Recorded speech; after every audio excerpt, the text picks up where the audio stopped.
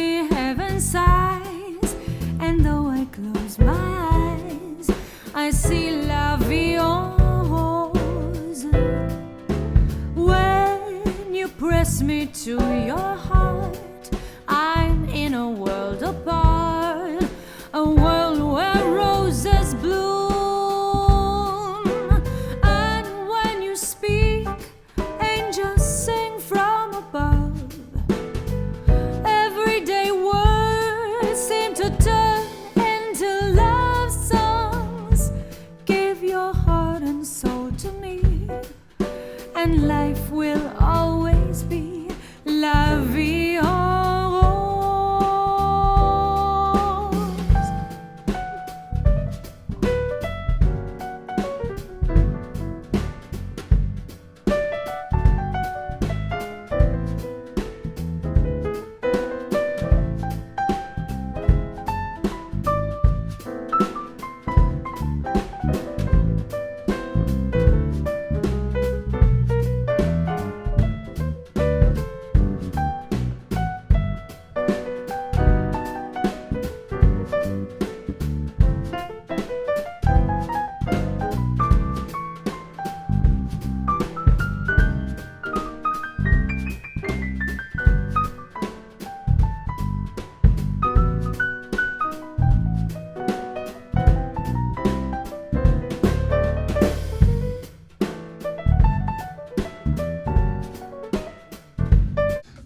Building the Valentine to go in the bedroom that's going to go above the bed, and it's in two parts.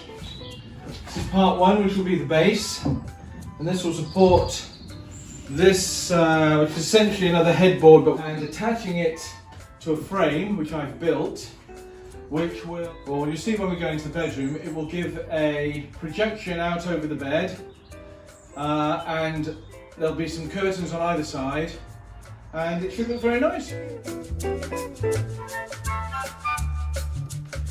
Okay, is there anything else we're going to do? Yes. Okay, So- what is it? We're going to, and when I say we, I mean you, are going to Yeah. create a shelf with your wonderful carpet. I'm just going to create a shelf, yes. The look on your face. Yeah, so that's what you're going to do. It's going to be there. And then we're going to put the Rococo gilt mirror on top. Like that. The what mirror? Rococo. Okay.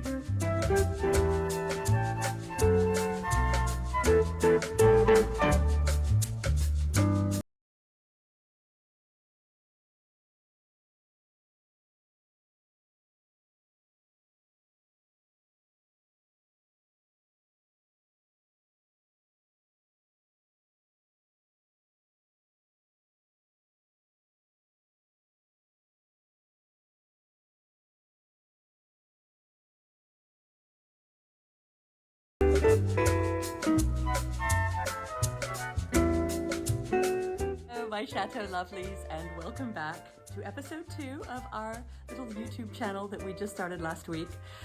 In the first episode, Simon tried to give himself a lockdown haircut, and I'm afraid I didn't help by trying to fix it. We also embarked on a big renovation of one of the Chateau's smallest bedrooms, and we will show you the completion of that and the adjacent bathroom today. Also, we had some Valentine's Day adventures, but we forgot to show you us opening the gifts. So I'll show you what those gifts were now. Our first Valentine's gift wasn't actually from either of us to each other, but from our beautiful friend Penny in Bath, England. And she sent the exquisite handmade paper heart. I just love it so much. Penny knows that I adore handmade Christmas ornaments. It's a lovely thing to have with Chateau love, yes? Next gift was from Simon to me, and I'm so touched by it. I absolutely love perfume, and I've had many perfumes over my lifetime, but there are 3 that I'm particularly fond of. The first one I've been wearing since I was very, very young. My 3 favorite perfumes in the world were ones that are chosen for me. I haven't chosen them for myself. And I think the reason that I love them so much is because they remind me of the people and the time and the places where I've worn them. The very first one I've been wearing many years is Amarige by Givenchy.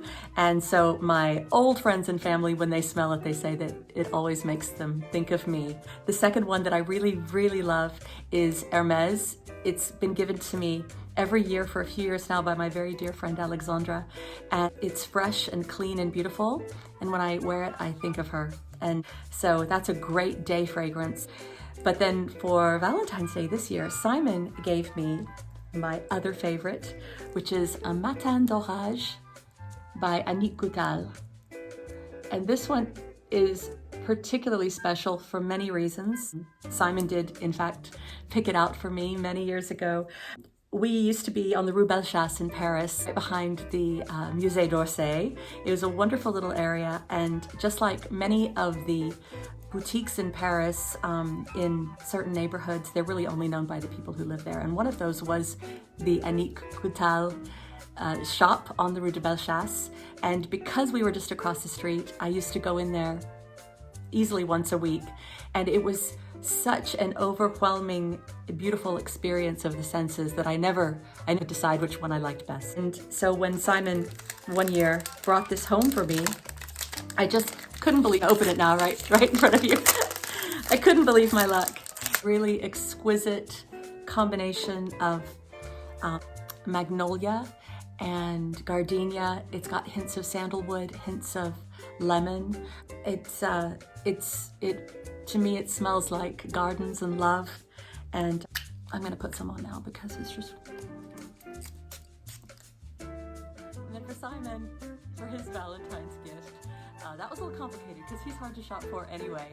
But this will be our 25th Valentine's Day spent together, and later in the year will be our 25th wedding anniversary, which means that we are getting really old. I didn't know what to get him, and so I took a little chance and ordered him a love book. I don't know if you guys have seen these, but I didn't even know if it was going to be a real thing, but it was, and it was delivered within a few days, which was incredible. And I'm clearly not sponsored because this is our second video, and we have a handful of people watching it. But this thing was really great. He loved it. It's got all of these little pages of all.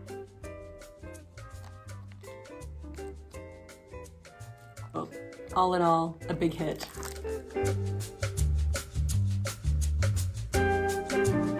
Just checking the poles. Okay. They've been cut, and I just moved the metal piece up on here. Fantastic. So you did the dowels and then This is the first one. All I did was drill through the dowels. So the dowels are going in there like that. I'm just going to sit on there. Oh yeah, that's right. So that's the right-hand side from the front. That's correct. But for a second I got the wrong way. that is really beautiful. So what I did was I just... And you've got supports going on over here? Well, yeah, because you need to just put this on here to get the straight back, so that you know the positioning on the headboard here for this to sit. Okay. Okay, so it's a straight line. That's how it's going to sit on the Valentine. And then I marked the dowels here on the ends with white paint. Okay, so then you position them here, drop them down in the right place. And if you come over here, you can see that marks the headboard where you need to drill for the dowels to fit. See?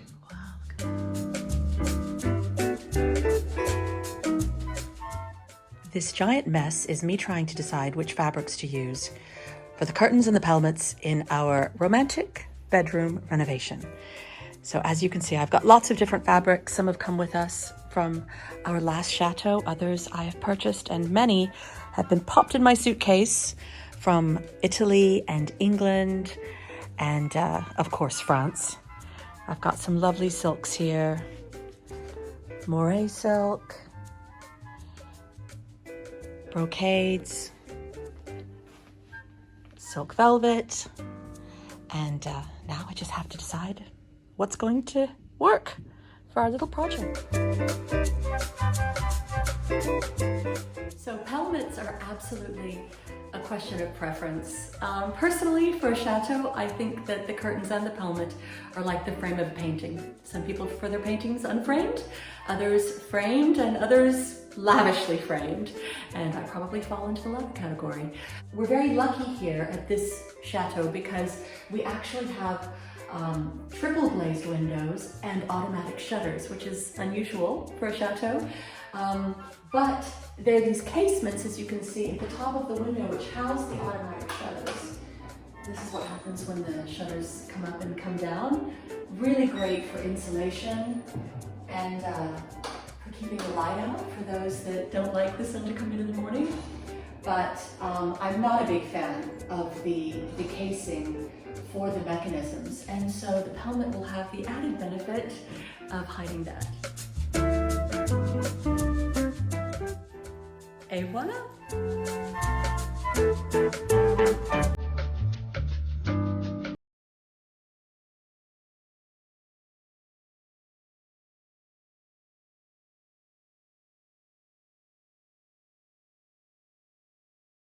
Time to start the upholstery of the bedroom, to upholster the back and the top, and it'll be great to see how it looks when it's all finished. My trusty servant. My helper. To drill a hole. Measure twice, cut once. Well, I'm not cutting anything, I'm just drilling a hole. 30... Did I mention how you're really, really good at this? This one has my name on it, so that it doesn't get stolen.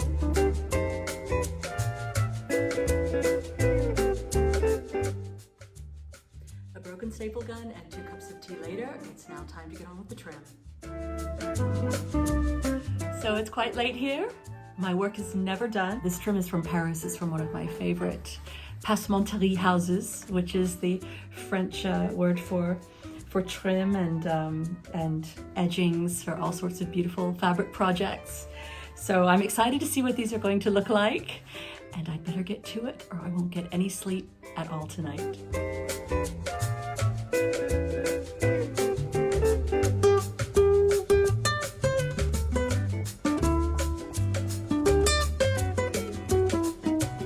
And now it's time for cheese of the week.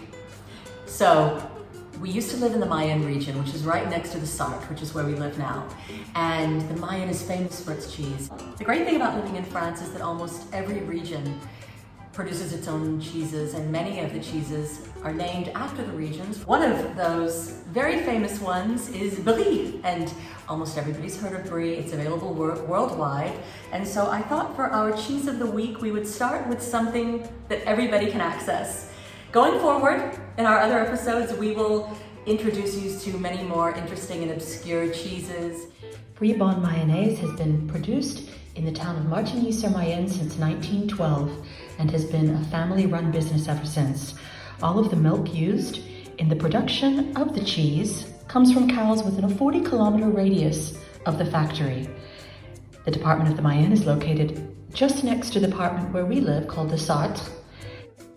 I think that a nice local cheese is a great way to start off our cheese of the week. And the Mayenne, like I said, is where we used to live, and so we're very fond of it. I like to mix Anglo-Saxon, American, British ideas and ways of cooking with very French things as well. And so tonight we are going to have a baked brie. That picture, it's like Simon and me in a few years. There I am, just desperate to get my hands on the cheese, and he's telling me off for eating too much cheese. This is actually a fairly common occurrence in our house, although Simon has been known to eat a piece of blue cheese like it's a piece of cake, with a knife and a fork and just to set right in. So I could say perhaps we love cheese equally. It's important to have a container that's just slightly larger. This one I have actually lined with spinach leaves, because otherwise we're not gonna have any vegetables tonight. It just smells so good. We're now gonna score it. Meanwhile, preheat the oven to 180 degrees Celsius or 350 degrees Fahrenheit. Add some wedges of garlic into the scored areas. The only thing that might be better than cheese is garlicky cheese. And this is the world's simplest dinner. We can't go to restaurants at the moment, we can't go anywhere. And so we are going to have a picnic on the floor. Now we're gonna take a little bit of thyme. This is actually thyme from the garden that we dried ourselves. Middle of winter, perfect to have dried herbs on hand. And this is just gonna get massaged into those gaps. We're going to drizzle it with honey. This particular honey was given to me by a neighbor who was actually a famous architect in Paris. And then for his hobbies at the weekend, he's a beekeeper. I'm very, very envious. I would love, love, love to get into apiculture. But first I have to convince my husband, because the more honey, the better. It actually smells of the terroir here, the lavender and the flowers. And look at that dark, dark color. All of the honeys here are different colors depending on the flowers that the bees pollinate from. It's just incredible. And now I've got some apple slices, which I'm just going to layer all around the edge. See there, like that. And now it goes in the oven. It's the magical moment. The brie is absolutely perfect. Let's pull it out of the oven.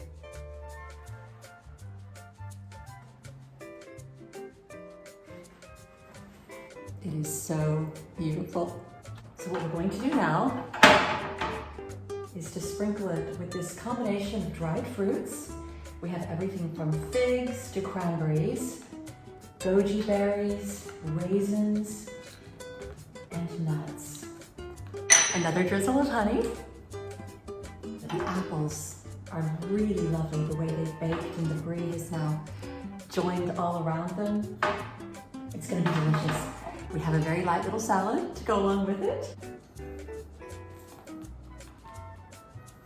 A few pistachios and seeds just for color and flavor.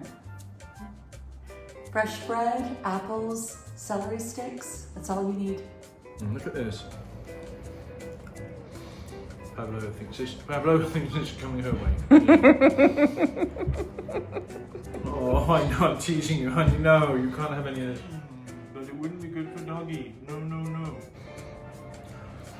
No, we don't want to have brie, do we? It wouldn't be very good for our tummy. That wouldn't be good for our tummy, no.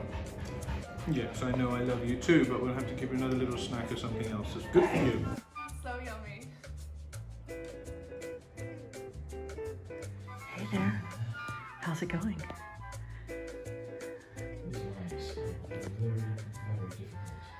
What's happening? Well, because they fit it, it's like being a jewellery maker trying to get these. And then they've got this cotton. They used to make these things with cotton around them, so you've got cotton. Huh?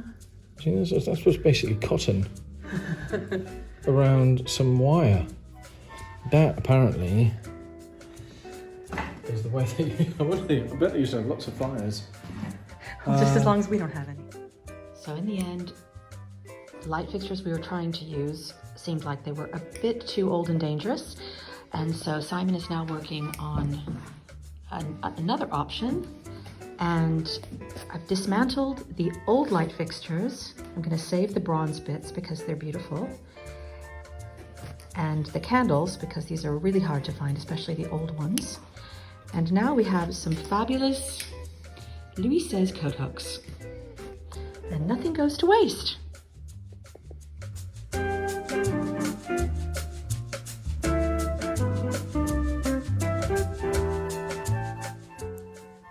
It's really late here and I'm about to go to sleep, but I think everybody needs to see a little freshly falling snow.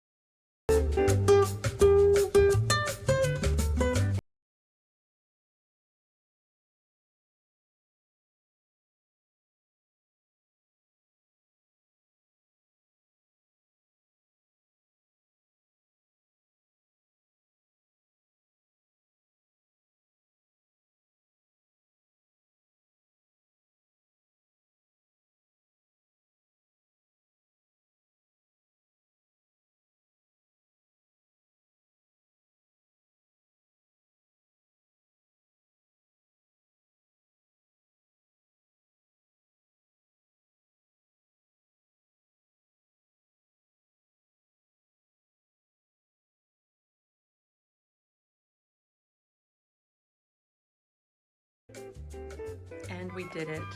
One very romantic bedroom coming right up.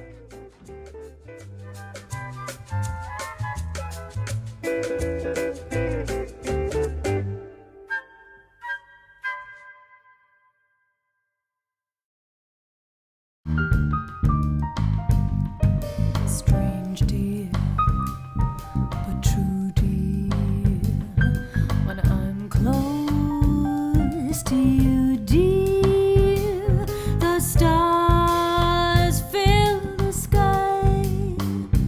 So in love with you am I, even without you, my arms close about you. You know, darling, why so in love with you am I, in love with the night mysterious, the night when you first were there,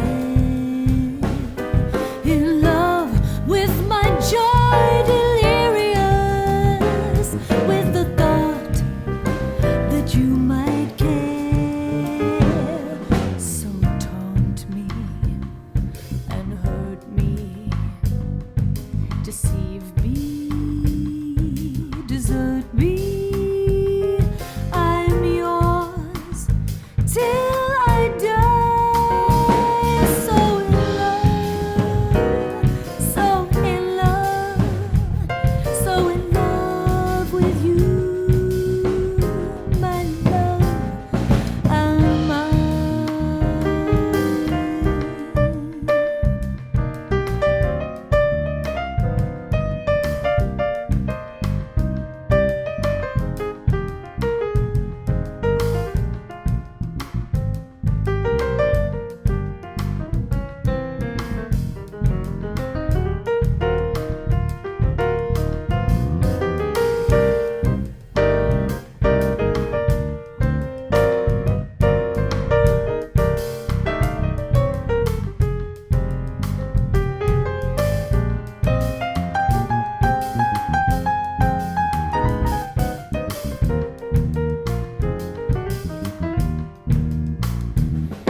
In love with the night mysterious, the night when you first were there, in love with my joy delirious, with the thought that you might care. So taunt me and hurt me, deceive me, desert me. I'm yours till I die. So in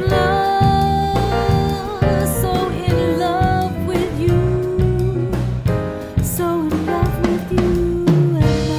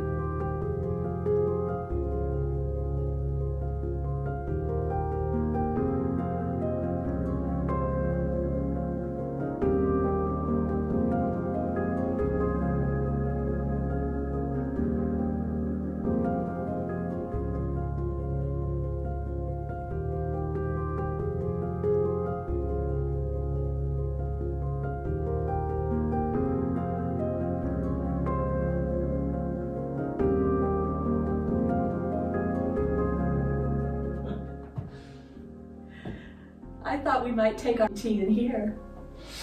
Ooh, what will people think?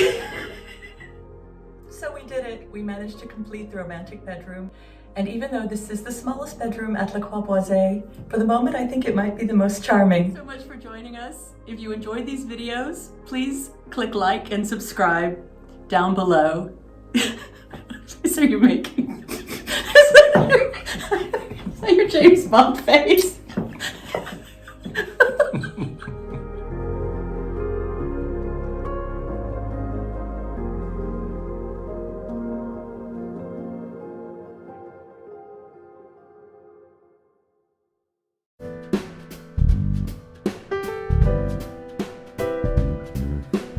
Hold me close and hold me fast. The magic spell you cast. This is la vie en rose. When you kiss me, heaven sighs.